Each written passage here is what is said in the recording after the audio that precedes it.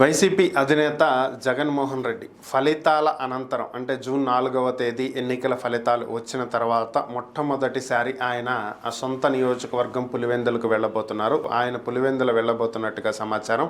ఇక్కడ 2 రోజులు పర్యటిస్తారని, స్థానికంగా ఆయన నియోజకవర్గంలో ఉన్నటువంటి పార్టీ క్యాడర్ తోటి సమావేశం అవుతారని, ఇక్కడ పార్టీ పరిస్థితులు స్థితిగతులు ఏ విధంగా ఉన్నాయనేటువంటి అంశాలను పార్టీ కార్యకర్తలు నాయకులతోటి చర్చించి పార్టీ బలోపేతానికి కావలసినటువంటి చర్యలు తీసుకుంటారనేది ప్రస్తుతం మనకున్నటువంటి సమాచారం.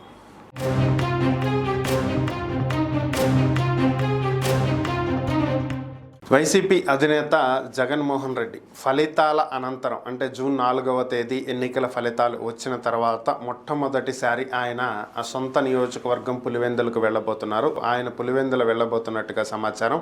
ఇక్కడ 2 రోజులు పర్యటిస్తారని, స్థానికంగా ఆయన నియోజకవర్గంలో ఉన్నటువంటి పార్టీ క్యాడర్ తోటి సమావేశం అవుతారని, ఇక్కడ పార్టీ పరిస్థితులు స్థితిగతులు ఏ విధంగా ఉన్నాయనేటువంటి అంశాలను పార్టీ కార్యకర్తలు నాయకులతోటి చర్చించి పార్టీ బలోపేతానికి కావలసినటువంటి చర్యలు తీసుకుంటారనేది ప్రస్తుతం మనకున్నటువంటి సమాచారం.